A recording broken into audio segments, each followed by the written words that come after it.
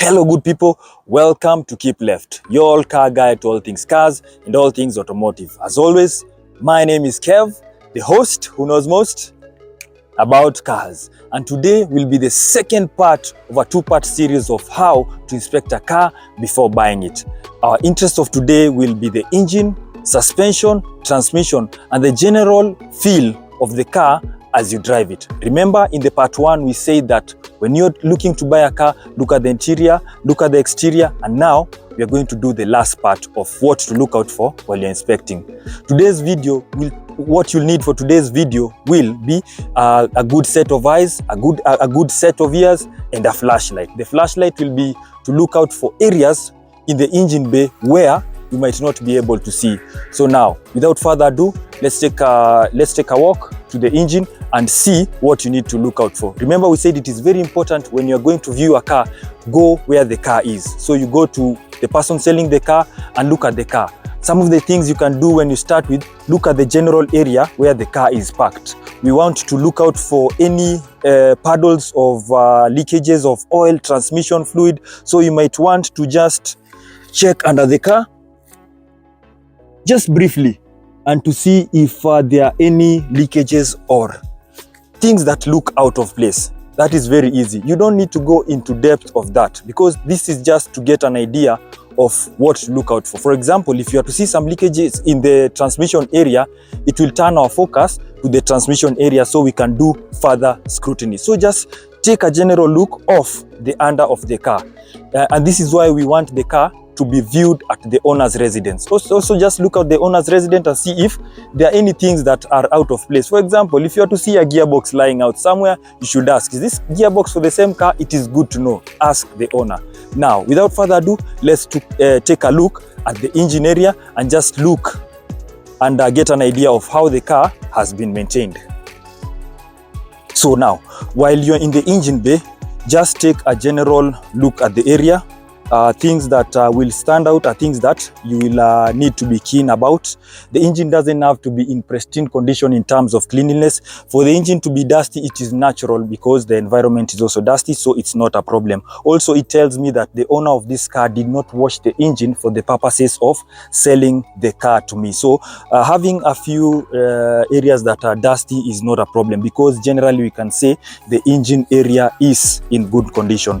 So some of the things that we want to look out for is the first thing, just come and open the oil filler area. And the reason for opening this is you want to look out for this area. And why you want to look out this area is if this car has a failing head gasket, you will notice that there will be milky residue on this area here. And this is basically because coolant is escaping from the engine block and mixing with the oil. So they'll be left an oil residue here, and for this one we see it is clear, so it is a good indicator that this engine is in good condition. Also, just look at the coolant in the car, and I can tell the coolant is also good. It is in green in color, and I can say just by looking at the level, you can look at the level and just you can take it.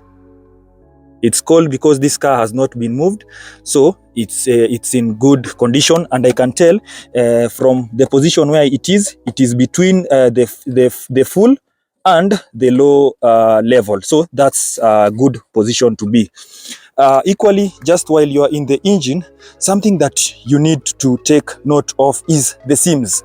Look at, these are seams straight from the manufacturer.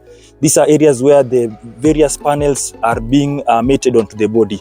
They should have a natural look. Like for this one, you can tell that this car has not been tampered with, and the seams look like they're in place. It's also good to note that if the car still has this is usually a heat shield, it usually protects the bonnet from any leakages, a lot of heat and all that. If it is in good condition, it's good. Sometimes you might end up in positions where the car doesn't have this, but it's not an issue. Take note of the chassis. If you can come down here, look at the chassis. Is it in a straight position?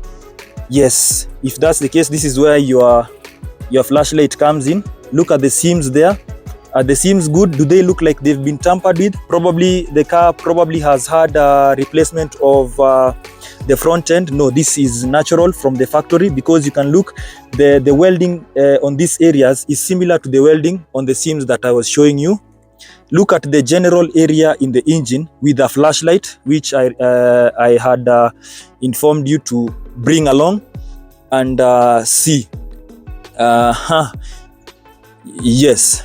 Now, the next thing you will want to do with the car, once you've seen that the engine bay is in a satisfactory condition, now we want to start the car. When we start the car, we want to take a note of how the engine shakes when you start it. This is because if you start the engine and we see a lot of shaking, it could be an indicator of the engine mounts. This one here, if they're in bad condition, the engine will shake a lot because they are worn, and the rubber bushings that are inside will have a lot of play. You will look at the engine mount and also the transmission mount on the other side.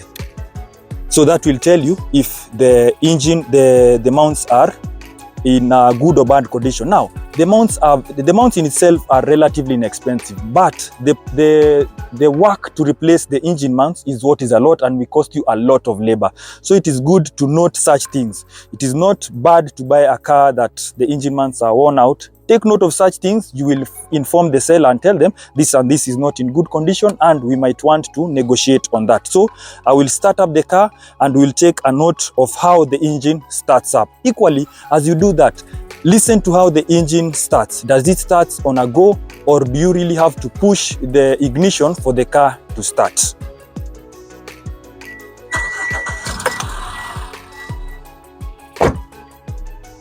And just like that, the engine is not shaking in any way, and it starts right away. So that's a good indicator.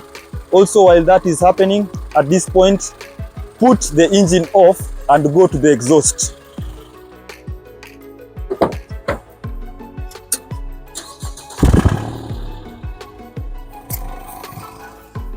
So while at the exhaust pipe, just look out for any gases that are out of the normal. The reason why we are here is to look at the color of the exhaust. And as you see, this the exhaust that is coming out from this car is clear. It is not cloudy or a dark blue. Remember, if this car has any engines in terms of the engine, it will produce a different color of exhaust. And for more information about what to look out for in an engine in terms of the exhaust and problems that an engine can have for it to produce exhaust, I have a video on how engines work. If you've not viewed that video, there's a link that will be coming up in this video.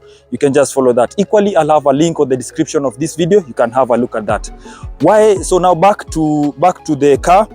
Why you want to look at the exhaust in the morning is because if a car has any problems, for example, if it has failed valve stem seals, the car will produce white smoke in the morning on the first startup, and then the smoke will slowly die out. Equally, if the car has worn out rings, meaning that oil is escaping into the combustion chamber, it will produce dark bluish smoke because oil is being burnt. So when you start the car, be keen. And this is why I insist, when you're going to view a car you want to purchase, go to the owner's residence early enough and start the car. If this car was to be brought to your location and it has moved, you might miss out on things like morning startup, where if a car has failed valve stem seals, it will not produce that smoke. At that time, the engine, the oil that is in the combustion chamber will already have been burnt out. So it is very important when you're starting the car, look at the smoke that is coming from the car.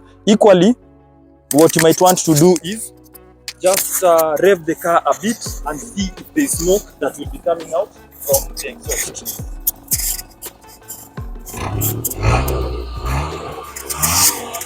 So now when you're back at the engine bay, we now want to look at the fluids that are in the engine and the gearbox. So the first one, we look at the engine oil. And what we want to look out is the color, basically, the color of the oil, and also the level. It's in a good. It has a good color. The color is not bad. It's not black. It's a good brownish color, which is not bad. That's good because the car it has been used, and I can tell probably it might need a service in the next few months. Second thing is, look at the transmission fluid. This one has a CVT transmission, so just look at the transmission fluid, and this one is very clear, very clean, means it's in good condition. The other thing you can do to transmission fluid is smell it. So by just taking it out, smell it, and if it smells of burnt substances, it's not a good thing. This should just have a good smell, not a bad smell, like something is burning. Remember, there's usually valves that are inside the gearbox, and when those ones start failing is when the gearbox starts failing, or if the gearbox cooling system starts failing, it might start burning things inside the gearbox. So you don't want burnt substances. Gearboxes that are on their way out will have a burnt smell to them. Once you've checked the fluids, the other thing you can check while you are in the engine bay are the belts. Look at the fan belt that drives the water pump, the alternator, and for this one I can tell it's tight enough. If I look at it, it's tight enough and it looks almost new. The reason we are looking at this is because without further knowledge of the condition of the belts, you might end up having the engine failing and having catastrophic damages. So if you know, you'll have the knowledge to know that if it needs replacement or not. Yeah, so with that, we are done with the engine area. Those are just simple things you can look out for. This is for an automatic car. If it is for a different, for example, a manual car, the procedure might be different and easier, because you really, in terms of checking the fluid, you'll just look at the clutch fluid, which is normally here. This for now, this is just fluid for the brake fluid, sorry.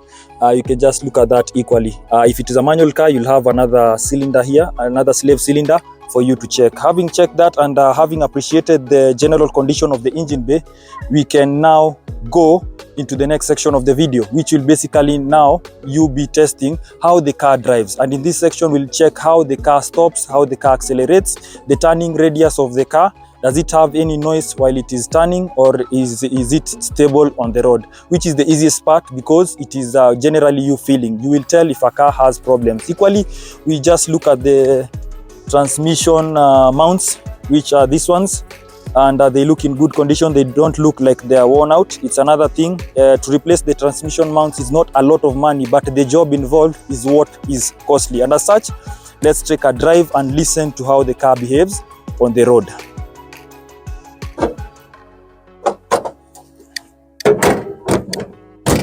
So when you're inside the car and you want to check certain things, the first thing you can check is braking. So I am just going to rapidly accelerate the car and then brake to see how good the brakes are. So let's go.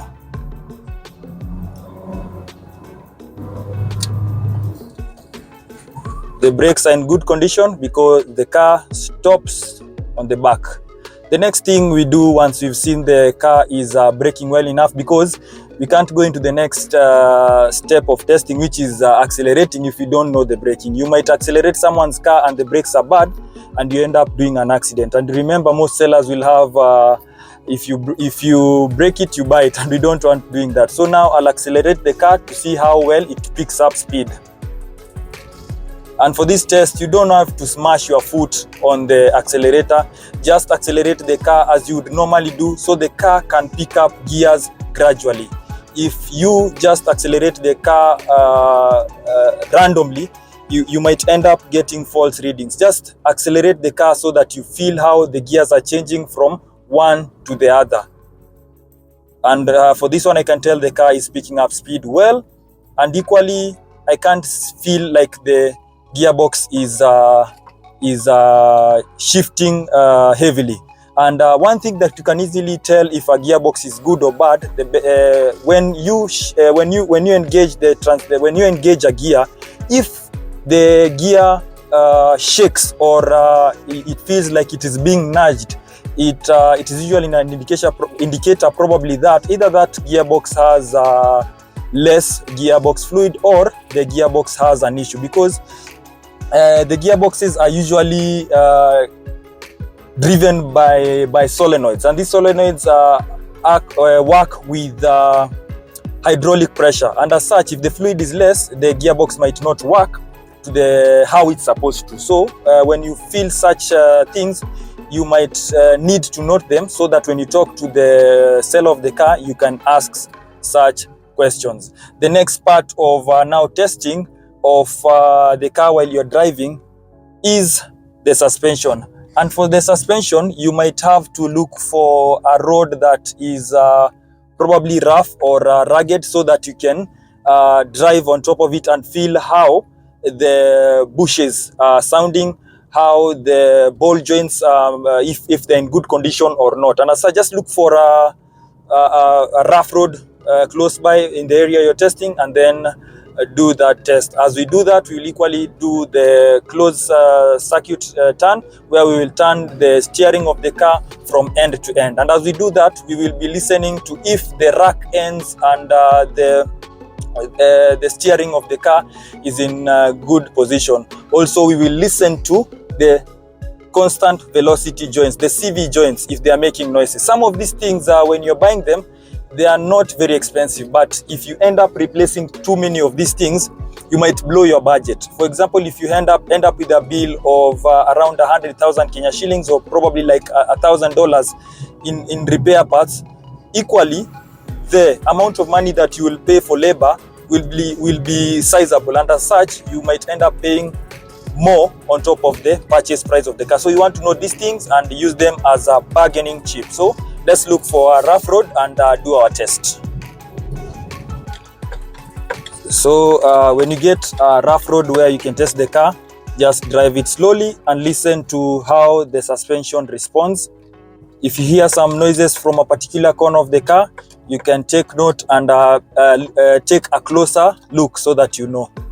And for this car, I can tell it's firm enough. When it enters a ditch, the car responds well, and there are no clunky noises or kudungs, so to say. The car is just taking the terrain easily enough. So for that one, it's a pass for the testing. And it's good we are coming to like a dead end. It will give us a good opportunity to turn the car from end to end and listen to how the CV joints and the rack ends behave as we do that. You will want to turn the car to the maximum end and listen if there are any noises. I'm good with that side. Turn the car on the opposite direction and listen if it gets to the end and if it's turning well. Yes, it's good enough. Then turn it while you're stationary, just turn the wheels to end. And here, if there could be any noises, this also helps you to listen if the shock mounts, the suspension mounts have any noises. If you are turning from end to end and there are any noises, then it would give us a hint that there could be a problem with the suspension mount. So, and for this one, there are no noises. The car is turning from end to end very easily, and equally it helps you to test the steering rack. And for this one, I can tell it's good enough because it turns from end to end. So that's good. With that, we are coming to an end of our part 2 of what to look out for when you're inspecting a car for purchase. If you have not watched the first video, take note of that, because that's the most important video you need to watch before you watch this one. That one will deter you from a car or give you interest in a car. And now, having checked the engine, transmission, gearbox, suspension, under the car, the fluids, you are well placed to make a decision of whether to buy a car or not. If you feel like probably you're not comfortable enough to do this on your own, you can always ask someone to accompany you to do that. By the way, this is the point where if you're interested with a car, you can now take it to probably a professional to look at it. There are other things that you cannot check on your own. For example, unless you have a diagnostic machine, you are not able to check the engine of the car. So probably you can make an appointment and have a car get a full scan. Sometimes cars will hide codes, but for this one I checked, the instrument cluster did not reveal any codes, and therefore you're well placed to make a decision. I'll take this opportunity to thank everyone who has been subscribing for my show. I am truly grateful.